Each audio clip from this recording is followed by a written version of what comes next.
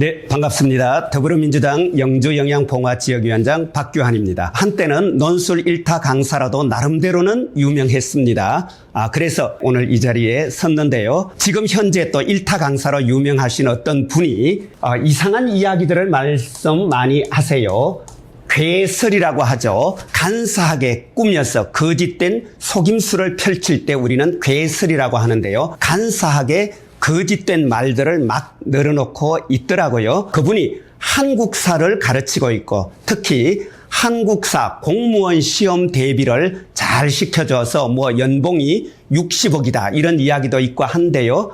제가 솔직히 그것까지는 잘 모르겠고요. 다만 그분이 지금 이런 괴설을 늘어놓고 있는데 그 대상이 아무래도 2030 청년 세대 공무원 준비하던 청년 세대들을 대상으로 그분의 주장들이 많이 퍼지고 있는 듯해서 저로서는 솔직히 좀 걱정스러워서 이 자리에 나왔습니다. 사실 제가 그분의 강의라든가 강연, 연설 내용을 쭉 동영상으로 한번 봤는데요. 솔직히 무척 힘들었습니다. 듣고 있기가 민망할 정도였습니다. 과연 저 사람이 정말로 역사 공부한 사람이 맞는가? 과연 저 사람이 정말 역사를 가르치는 사람이 맞는가? 이런 의심이 들 정도로 사실관계가 전혀 맞지 않고 논리도 맥락도 없고 막무가내 엉터리 주장을 펼쳐놓고 있어서 솔직히 논평할 가치조차도 없다. 이런 생각이 들었지만 그분의 인지도가 있다 보니까 언론에서 자꾸 재생산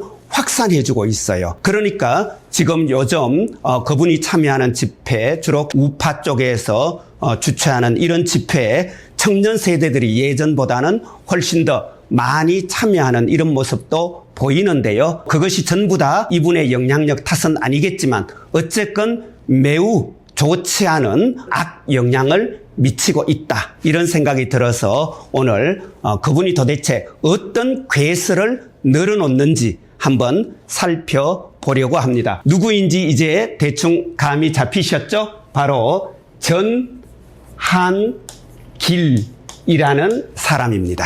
이분이 요즘 곳곳에서 활약을 하고 있고 극우진영, 우익진영에서는 아주 영웅처럼 대접까지 받고 있는데요. 일단 이분의 이야기를 시작하기 전에 도대체 이 양반이 어떤 방식으로 말을 하고 있는지 그 어법 한번 먼저 살펴보겠습니다. 이분은 항상 강의할 때도 그렇고요. 연설할 때도 이런 얘기를 하더라고요. 26년 동안 한국사를 강의했는데 이 한국사를 어떻게 강의했느냐. 좌와 우를 초월하는 균형 잡힌 강의를 했다. 그리고 자신은 항상 사실과 상식에 기반한다. 이런 이야기를 줄곧 하면서 자기 주장을 펼치고 있어요. 26년 한국사 강의했으면요. 한국사 분야에서 특히 그분의 능력이나 업적 인정할 수 있습니다. 그런데 저는 26년 한국사 강의했다는 사람이라면요. 자신은 좌우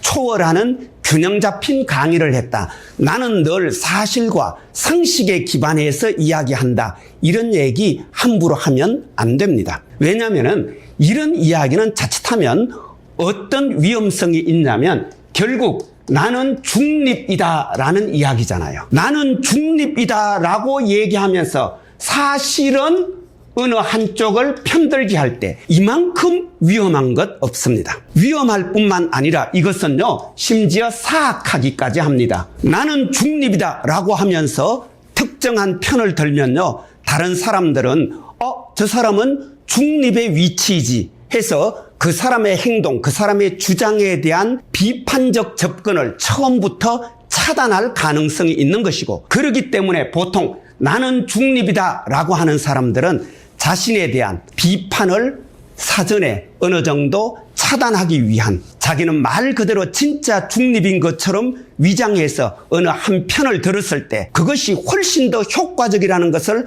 알고 있기 때문에 그런 말을 사전에 이른바 밑밥으로 깔아두는 것이죠. 매우 위험합니다. 아시다시피 역사라는 건 무엇입니까? 역사는요 어떤 사실이나 사건이 있습니다. 수많은 사실이나 사건 중에 어느 하나를 선택합니다. 선택해서 그 사실에 대해서 기록하는 것. 이것이 역사죠. 그런데 이미 수많은 사실과 사건 과정에서 하나를 선택한다는 것은 무엇을 의미합니까? 주관성을 의미합니다. 내가 무엇을 선택할 것인가는 나의 의지, 나의 생각에 기반하는 것입니다. 주관적이에요. 그리고 그 사실을 기록한다? 무슨 뜻입니까? 기록하는 순간 이 기록에는 그 사실에 대한 해석이 포함되기 때문에 또한 주관적일 수밖에 없다. 그래서 역사는요, 주관적입니다. 객관적인 역사라는 건 있을 수 없습니다. 그래서 역사는요, 용어 한마디 한마디에 전부 다 그 역사를 서술하는 역사가의 주관이 들어 있습니다. 일본이 조선을 침략했습니까? 진출했습니까? 침략이냐 진출이냐? 1592년 임진왜란이라고 불리는 그 순간 어떤 사실 사건이 있었습니다. 근데 그때 일본이 조선에 침략했다라고 기록할 것이냐, 일본이 조선에 진출했다고 기록할 것이냐, 어떻게 기록할 것이냐에 따라서 역사를 보는 관점이 달라지는 겁니다. 그래서 역사가의 붓끝은요, 결코 객관적일 수 없습니다. 마찬가지로 그 역사를 전하는 사람, 역사 선생도요, 자기가 학생들에게 역사를 가르치면서 어떤 용어를 쓰느냐에 따라서 그 사건, 역사적 사건에 대해서 본인의 평가가 전혀 개입되지 않는다, 있을 수 없습니다. 교과서가 있으니까 물론 교과서대로 가르치겠다고는 하지만 교과서에 덧입혀지는 자기 이야기가 나가지 않을 수 없고요. 그래서 어떤 역사 선생도 중립, 좌우를 초월한 역사 강의는 할 수 없습니다. 전한길 선생님 그렇게 말씀하셨잖아요. 6.25 강의하실 때 왜 빨라고 합니까? 여러 표현이 있잖아요.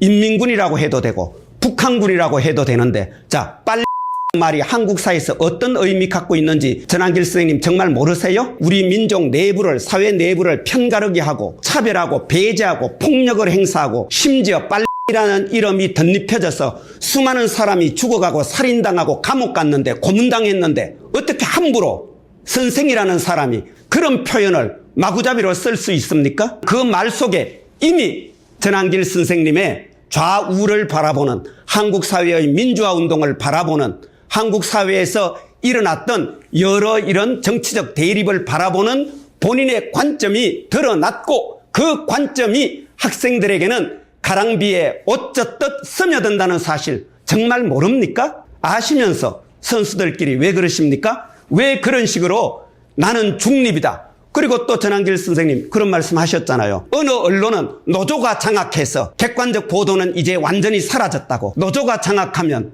객관적 보도가 사라진다. 그 말 자체가 얼마나 편파적입니까? 재벌이 장악하면 객관적 보도하고 노조가 장악하면 객관적 보도가 사라집니까? 그 말 자체에서 이미 전한길 선생님 노동자를 바라보는, 노동조합을 바라보는, 노동운동을 바라보는, 그리고 재벌을 바라보는, 언론을 바라보는 그대의 시각이 다 드러났습니다. 그런데도 불구하고 나는 중립이다. 나는 26년 한국사 강의했기 때문에 오로지 2030 청년 세대들을 위하는 순수한 마음으로 이 자리에서 사실을 중립적으로 균형 있게 그런 얘기하지 마시고, 그냥 나는 이런 관점이다. 나는 역사를, 사회를, 정치를 이렇게 보고 오늘 한국 사회를 이렇게 본다. 솔직하게 말씀하시고, 그리고 거기에 대해서 질문하고 토론하자. 이렇게 얘기하는 것이 한국사를 강의했던 선생다운 태도다. 이렇게 저는 충고합니다. 지금부터 전한길 선생 도대체 어떤 괴설을 펼치는지 그 내용을 한번 들여다볼 텐데요. 사실은 할 말 많습니다. 제가 동영상 다 봤습니다. 하나하나 비판하기 시작하면 끝이 없습니다. 그래서 여기서는 그냥 간략하게 몇 가지만 내용 중심으로 이야기하겠습니다. 일단은 이건 그래도 짚고 넘어갈게요. 전한길 선생 계엄 선포 이후 50여일의 과정을 살펴보면서 본인은 윤석열 대통령에 대해서 새롭게 생각하게 되었다고 했죠. 특히 체포 과정에서 윤석열 대통령이 잡으려는 공수처 직원도 내 국민이고 막으려는 경호처 직원도 내 국민이니까 어느 누구도 다쳐서는 안 된다. 둘이 충돌해서 다치는 것 보느니 차라리 내가 잡혀가겠다. 그렇게 희생을 결단하는 그 모습 보고 윤석열 대통령 존경하고 사랑하게 되었다는 투로 말씀하셨죠. 이게 도대체 말이 되는 얘기입니까? 어떻게 사실관계를 조사하고 규명하는 역사학자, 그리고 또 그것을 가르치는 역사 선생으로서 어떻게 이런 이야기를 할 수 있는 건지 저로서는 도무지 참담한 수준입니다. 당시 관계 다 알고 있잖아요. 윤석열 대통령 스스로 자신이 공수처의 체포영장을 거부했고 그리고 끝까지 버텼기 때문에 그리고 심지어 경호처 직원들에게 총을 쏴서라도 자기를 막아라고 지시했기 때문에 일어난 일인데 그런 전후관계 맥락 전혀 무시하고 우선 뜬금없이 영웅 만들기, 신화 만들기 이거는요 역사에서 일어나서는 안 되는 일입니다. 역사학자도 역사 선생도 그런 짓을 해서는 안 된다는 것 다시 한 번 더 충고드리면서 그 다음 전한길 선생 이런 이야기하고 있습니다. 헌법재판이 불법이다. 왜냐? 헌법재판에서 처음에 국회가 소추 의결한 내란죄를 빼고 내란만으로 지금 진행하고 있기 때문에 헌법재판이 전부 다 불법이다. 이런 얘기했죠. 그리고 또 윤석열 대통령이 계엄 선포한 것이 헌법과 법률 위반이 아니라고 말씀하셨죠. 정말이지 역사라는 것은 단순히 과거를 그냥 추억하는 것이 아니잖아요. 과거 그 시대 그곳에서 무슨 일이 일어났는가. 그때 그곳에서 일어난 일을 하나하나 따져들고 찾아내는 것이 역사죠. 그것을 바라보는 눈, 그것을 찾아내는 작업, 이것이 역사의 기본인데 어떻게 그런 이야기를 합니까? 헌법 안 읽어보셨습니까? 대한민국 헌법 제77조 1항에서는 전시, 사변 또는 이에 준하는 국가 비상사태 시에 계엄을 선포할 수 있게 했고 그리고 제2항에서는 계엄은 비상계엄과 경비계엄이 있다고 이야기하고 있습니다. 자, 전시, 사변, 국가 비상사태 시에 계엄을 선포해야 되는데 제2항에는 비상계엄, 경비계엄이 있다라고 규정하고 있어요. 그러면은 과연 2024년 12월 3일 윤석열 대통령이 계엄을 선포할 당시에 전시, 사변, 국가 비상사태 시였느냐? 자, 여기와 관련해서 또 하나만 더 볼게요. 계엄법 제2조에는요. 비상계엄과 경비계엄을 각각 어떤 요건으로 발동하는지를 규정하고 있어요. 비상계엄은 전시, 사변, 국가 비상사태는 말할 것도 없고 여기에 대해서 적과 교전하거나 아니면 사회질서가 극도로 교란되어 행정, 사법의 기능 수행이 현저하게 곤란할 경우 이럴 경우에만 비상계엄을 선포하게 되어 있어요. 12월 3일 윤석열 대통령이 선포한 계엄은 비상계엄입니다. 따라서 비상계엄을 선포하려면 전시, 사변, 국가 비상사태 시에 적과 교전하거나 행정 및 사법기능 수행이 현저하게 곤란한 경우여야만 합법이 되는 겁니다. 그런데 전시라는 게 뭡니까? 군형법 제2조에 보면요. 전시라는 것은 선전포고에서부터 휴전 또는 종전이 이루어질 때까지입니다. 선전포고에서 휴전, 종전이 이루어지기 전 말 그대로 전쟁 기간, 이 기간이라 할지라도 비상계엄은 함부로 선포할 수 없습니다. 왜냐하면 전시라 할지라도 어느 지역에서는 교전이 일어나지 않을 때가 있고요. 전시라 할지라도 그 사이사이에는 평화로운 기간이 계속될 수 있습니다. 그럴 때는 비상계엄은 선포할 수 없고 경비계엄을 선포하는 겁니다. 비상계엄은 적과 교전하거나 행정, 사법기능 수행이 현저히 곤란하다. 행정, 사법기능 수행이 현저히 곤란하다는 건요. 서울시청이 아예 업무 볼 수 없고 서울중앙지방법원에서 아예 재판 업무 수행할 수 없는 정도를 이야기하는 겁니다. 12월 3일에 그런 일이 있었나요? 전한길 선생, 자기는 이렇게 얘기했죠. 윤석열 대통령 계엄 선포에 공감한다고. 왜냐? 윤석열 대통령이 이렇게 말했으니까. 예산 삭감, 야당이 예산을 삭감했다. 그리고 또 야당이 탄핵을 남발했다. 그래서 이거를 묶어서 국회의 폐악질이다. 이렇게 표현하면서 야당 국회의 폐악질이 너무 심했다. 그렇기 때문에 계엄 선포할 수밖에 없었다. 다시 한번 보세요. 예산 삭감과 탄핵이 지금 계엄을 선포할 요건에 들어있습니까? 예산 삭감은 국회의 정당한 권한입니다. 국회는 예산을 심의해서 삭감할 수 있어요. 이번 예산안 정부가 제출한 게 677조가 넘었습니다. 그중에 4조 남짓 감액했습니다.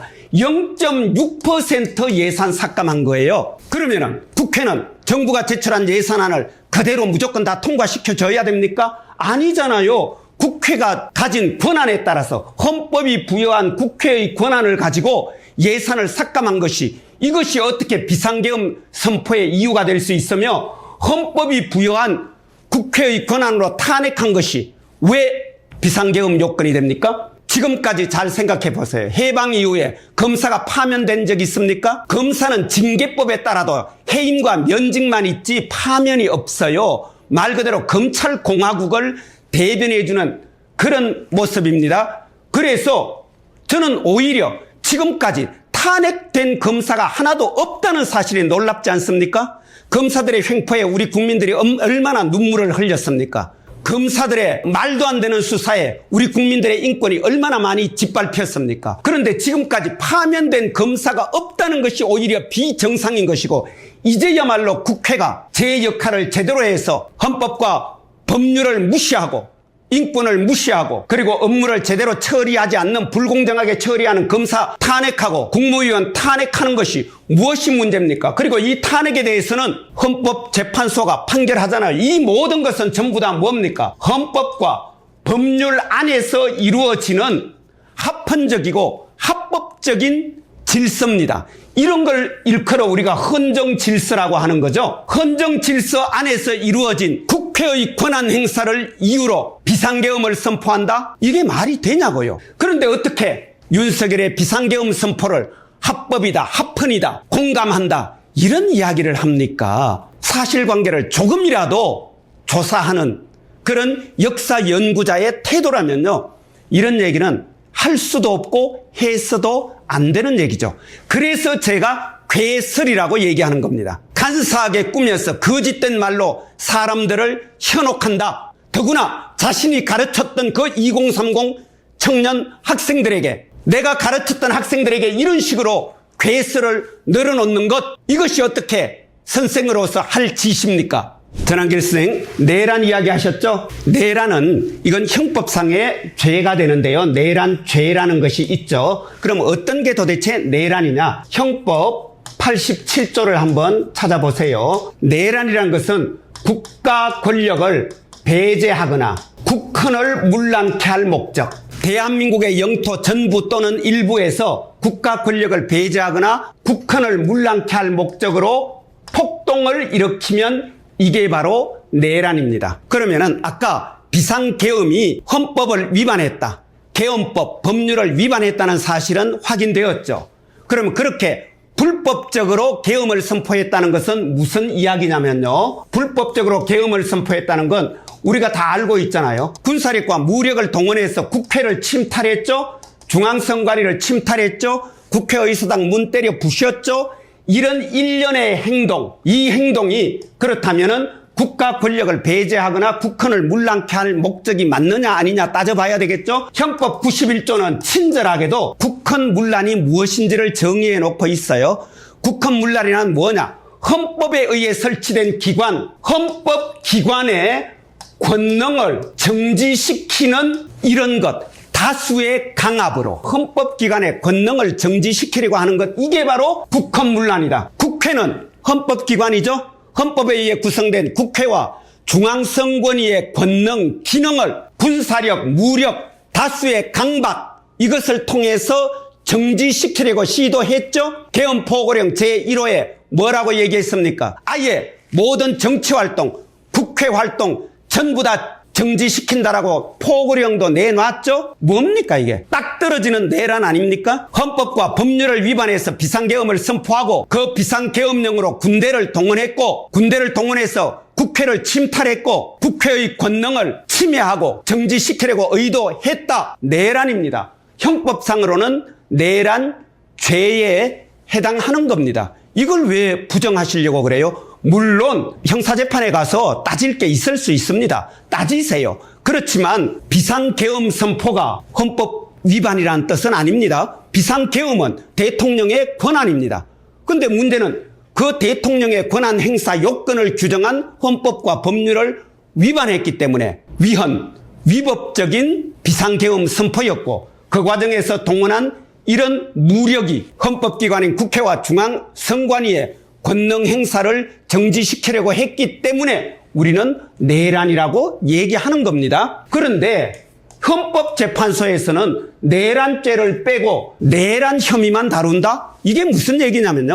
헌법재판은 형사재판이 아니에요. 형사재판은 그래서 국헌문란의 목적이 있느냐를 따지고 형벌이 어느 정도 부과되어야 될지를 따지는 과정이고요. 반면에 헌법재판, 탄핵재판은 징계재판입니다. 이 사람 대통령으로 계속 둘까 말까 헌법과 법률을 위반하면 탄핵하게끔 되어 있잖아요. 그래서 탄핵 소추 과정에서 헌법과 법률을 중대하게 위반했다. 그러니까 징계해야겠다. 그런데 징계는 딱 하나밖에 없습니다. 파면 아니면 다시 직무 복귀예요. 권한정지 며칠 이런 게 없습니다. 그래서 파면이냐 아니면 그냥 기각, 다시 말하면 다시 직무 복귀냐, 이 둘밖에 없는 거예요. 헌법재판소는 이걸 판결하는 것입니다. 그래서 내란 죄냐 아니냐, 그리고 어느 정도 형량이 부과되어야 하느냐, 이것을 따지는 과정이 아니라 대통령의 불법적인 이 비상계엄 선포가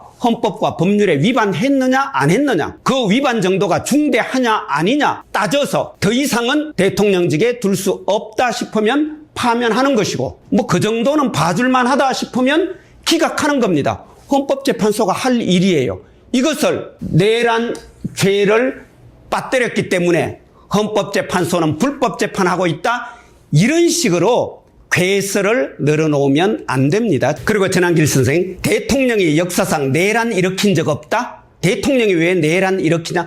그런 말씀 하시면 안 되죠. 친위 쿠데타는 역사적으로 수없이 있었고요. 5.16 때는 3만 5천 명 군사 동원하고 12.12 때는 2만 5천 명 동원했는데 고작 몇백 명 동원했는데 무슨 내란이냐고요. 일단 사실관계부터 5.16 때 3,500명이 서울에 진입했고 5.16 때 동원된 병력 7,500명 수준입니다. 3만 5천 명 그렇게 또 뻥튀기 하지 마시고요. 그 다음에 280명, 290명 군인이 무장해서 들어오면은 그거는 폭동이 아닙니까? 실패했기 때문이지 사실은 외곽에 군인들, 경찰들 배치되어 있었잖아요. 국회가 워낙 빠르게 대응했고, 그리고 우리 국민들이, 시민들이 여의도로 국회의사당 앞으로 몰려와서 탱크를, 장갑차를 온몸으로 막았기 때문에 비상계엄 해제가 가능했고, 그래서 내란이 조기에 그나마 이 정도 수준에라도 진압된 것이지, 만약 그렇지 않았다면 그 뒤에 얼마나 많은 군대가 동원되었을지 어떻게 합니까? 그리고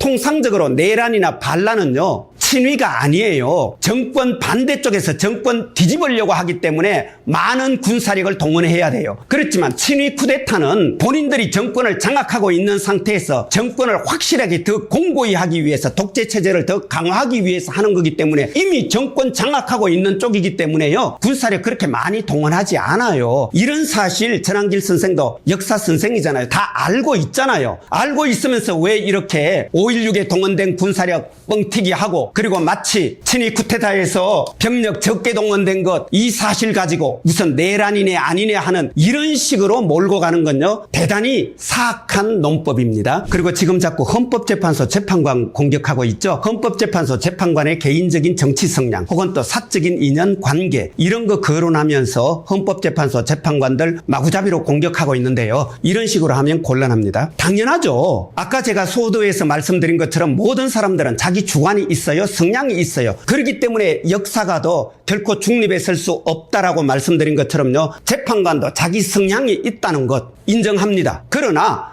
재판관이 자기 성향을 갖고 있고 자신의 사적 인연을 갖고 있음에도 불구하고 우리 헌법과 법률은 그 재판관들이 자신의 정치 성향 그리고 자신의 사적 관계, 이것에 기인한 판결을 최대한 자제하고 절제하면서 헌법과 법률에 따라서 그리고 양심에 의해서 독립해서 심판하도록 그렇게 규정한 것이고요. 그리고 우리는 적어도 그러리라는 기대와 또 그렇게 해줄 것에 대한 요청이라는 게 있는 거예요. 그게 바로 근대 사법체계이고 그것이 바로 국민들 사이에 약속입니다. 비록 저 사람이 나름대로 자신의 종교도 있을 것이고 자신의 정치적 신념도 있겠지만 적어도 내 사건에 대하여 법리의 기초에서 최대한 객관적으로 공정하게 심판할 것이다. 이 약속을 만약 우리가 부정해버리면요, 그러면은 법원 재판 자체가 불가능해요. 사적 인연 없는 사람 어디서 구해올 건데요? 그럼 판사를 외국에서 수입해 들어올 겁니까? 정치 성향 없는 판사가 어디 있습니까? 만약 성향과 사적 관계로 따지자면요, 지금 전한길 씨가 이야기한 그분들보다도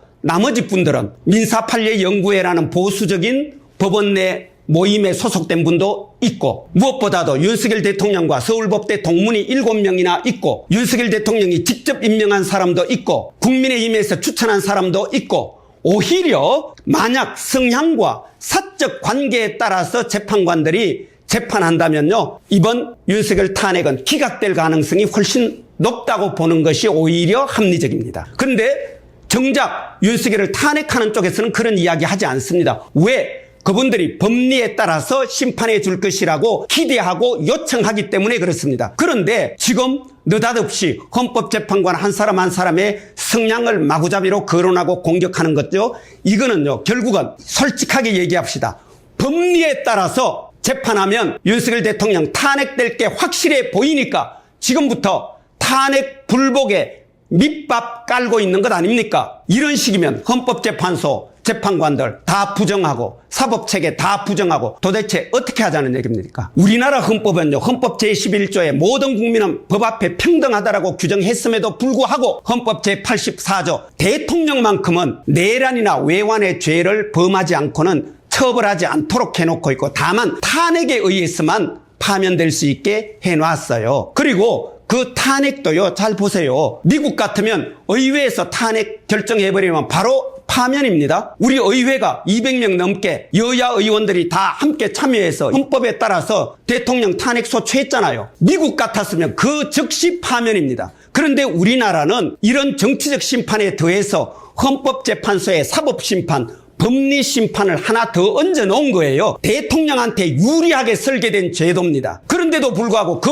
헌법재판마저 부정하면 뭐 어쩌자는 겁니까? 이거는요, 아예 헌법 자체를, 헌정질서 자체를 부정하는 또 하나의 내란이나 마찬가지인 거예요. 지금 그런 발언, 그런 내란 선동하고 계신 겁니다. 전한길 선생님, 이거 똑바로 아셔야 돼요. 이런 식으로 사법체계 헌정질서 부정하는 것, 이건 바로 내란 선동에 해당하는 것입니다. 그리고 전한길 선생 자꾸 윤석열 대통령 체포과정 불법성 이야기하는데요. 그렇지 않습니다. 이것도 제발 좀 공부 좀 하시기 바랍니다. 공수처법 제31조에 보면요, 31조예요. 한번 찾아보세요. 여기에 보면은 공수처의 경우는 자기들이 기소권을 가지고 있는 사건의 경우는 서울중앙지법원을 관할로 하고 있어요. 그렇지만 기소권이 없는 사건에 대해서는 범죄자의 주거지라든가 이런 여러 가지 형편을 고려해서 형사소송법이 정한 관할 법원을 그렇게 둘 수 있게끔 규정이 돼 있어요. 근데 윤석열 대통령 주거지가 어딥니까? 용산이잖아요. 용산을 관할하는 것이 서울 서부지방법원이고요. 내란죄에 대해서는 공수처가 기소권을 갖고 있지 않습니다. 그렇기 때문에 서울중앙지법이 아니라 서울 서부지방법원을 관할 법원으로 해서 체포 구속영장 신청했고, 여기에 대해서 윤석열 쪽에서 이의 신청했잖아요. 어디로? 서울중앙지법으로. 근데 서울중앙지법에서 그거 전부 다 기각했잖아요. 그럼 결국은 법원에서 공수처의 관할 법원으로서 서울 서부지방법원을 인정한 거잖아요. 무엇이 도대체 불법입니까? 근데 자꾸 이런 식으로 공수처의 체포 과정이 불법이었다든가 이런 식으로 없는 얘기 자꾸 지어내서 거기서 눈물 흘리시면서 소리 지르시면서 분노하시면서 이렇게 하시면 안 됩니다. 적어도 저는 역사 선생으로서, 그리고 2030 청년 세대 학생들을 가르쳤던 전한길 선생의 그 마지막 양심에 정말 저야말로 호소하고 싶습니다. 이런 식으로 헌정질서 무너뜨리는 선동을, 그것도 본인이 가르치고 있는 청년들을 대상으로 펼치는 것, 이게 정말 선생으로서 할 일인지, 그리고 이게 정말로 21세기를 살아가는 민주시민으로서, 그리고 함께 역사를 공부하고 역사를 아름답게 가꾸어 가고자 하는 사람으로서 해야 할 일인지 저는 신중하게 한번 생각해 보시기를 권합니다. 사실 특정인의 주장에 대해서 이렇게 비판하는 것 별로 하고 싶은 일은 아니었습니다. 그냥 흘려들으면 되고요. 저분은 저렇게 이야기하는구나 하고 그냥 지나치려고도 했습니다. 그렇지만 저 역시 학생들을 가르쳤던 입장이고 청년들을 가르쳤던 이런 처지에서 바라볼 때 저는 지금 전한길 선생의 태도가 너무나 걱정되고 염려스럽고 또 한편은 조금은 분노스럽기까지 합니다. 앞서 쭉 말씀드렸듯이 전한길 선생의 주장이 사실관계가 맞고 논리적이고 그리고 어떤 맥락 있는 그런 주장이었다면 저는 비록 저와 생각이 달라도 저분은 저렇게 생각하시는구나 하고 그냥 지나쳤을 겁니다. 그런데 전혀 사실관계가 맞지 않는 그리고 논리도 맥락도 없는 이런 주장을 거기에 약간의 감정과 정서까지 자극해가면서 그리고 또 무엇보다도 청년들을 통해서 얻은 인지도잖아요. 본인이 물론 노력해서 쌓은 업적이기도 하겠지만 전한길 선생의 수업을 경청해 주었던 많은 청년들에 의해서 만들어진 그 인지도를 가지고 그렇게 사실을 왜곡하고 심지어 조작하는 괴설을 퍼뜨리면서 우리 사회의 통합을 저해하고 헌정 질서를 오히려 무너뜨리는 선동에 가담하고 이건 정말 아니라고 생각했기 때문에 이렇게 제가 몇 가지 지적을 했습니다. 오늘 제가 드린 이 말씀이 우리 시대를 살아가는 모든 사람들에게 더 아름다운 나라를 만들기 위한 재료가 되었으면 합니다. 고맙습니다.